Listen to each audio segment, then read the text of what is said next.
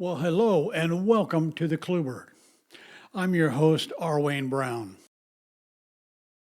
Some people walk into a room and seem confident immediately. Steady, certain, they own the room. We've all experienced this. They're comfortable in their own skin. And it's easy to think, they were just simply born that way. It's like confidence was handed to them at birth, while others were left out miserably searching for it. But that's not how real confidence works. Real confidence is built slowly, quietly, over time. This is the Cluebird, whispering sage advice for those willing to listen. Most people think confidence comes first. You somehow become confident, and then you take action. Life usually works the other way around. You take action first, often awkwardly, oh yeah, I know, uncertainly, imperfectly, oh yeah. And confidence arrives later, sometimes much later, after you've suffered through and survived enough bad moments to finally trust yourself. That's the part people don't see. Confidence isn't built from comfort. It's built from hard, early, frustrating struggles. It's built from evidence that you can handle things, evidence that you can recover, evidence that you can keep going even when things don't feel smooth. I remember early in my flying days, there were moments when everything felt fast.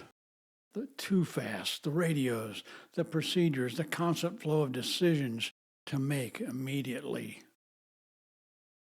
You'd watch experienced pilots and they looked calm doing it. Cool and natural, kind of like watching a Tom Cruise movie. And meanwhile, you're sitting there thinking, how do they make this look so easy?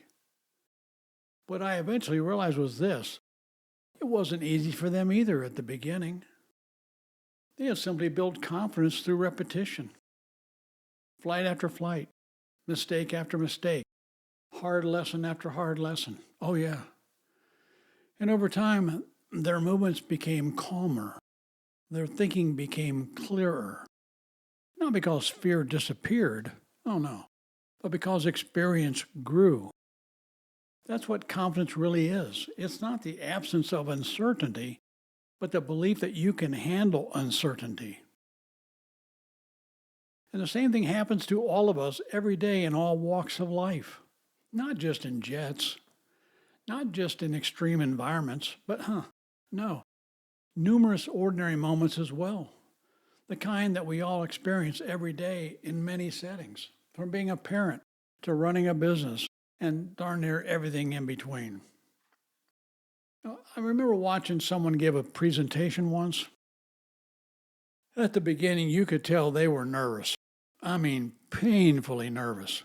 Their hands moved too much, their words came out too quickly, short of breath. And for a moment, you almost felt nervous for them. But then something happened. A few minutes passed, and they kind of settled in. Their breathing slowed down. Their voice steadied out. And suddenly they weren't trying to sound confident anymore. They were. They were simply focused on their message. And afterwards, someone said to me, "They're such a naturally confident person." But what most people had missed was the first few minutes. The uncertainty, the discomfort, the effort. That confidence wasn't given. It was built right there in front of everyone in that moment. That's what people misunderstand. They see the finished product, but not the repetitions that created it. They see the calmness, but not the years of uncertainty underneath it. And because of that, they assume confidence is something you either have or you don't. But confidence is much more practical than that. It grows every time you keep a promise to yourself. Every time you get up and try again. Every time you do something difficult without running from it.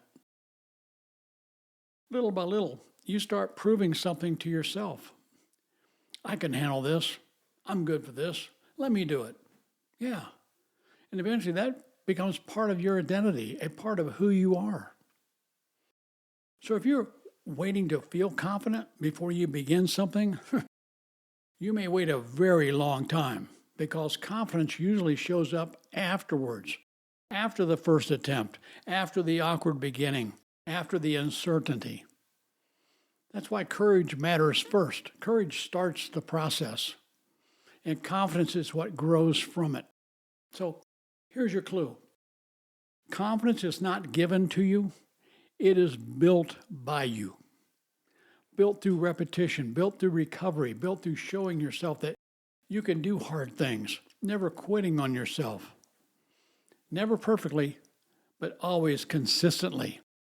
And maybe the most important part is this. You don't need to appear confident to begin building confidence. You just need to begin. Because every experience, every challenge, every moment you push through discomfort, well, it adds another brick in your wall. And eventually, without even noticing, hey, you stand differently. You speak differently.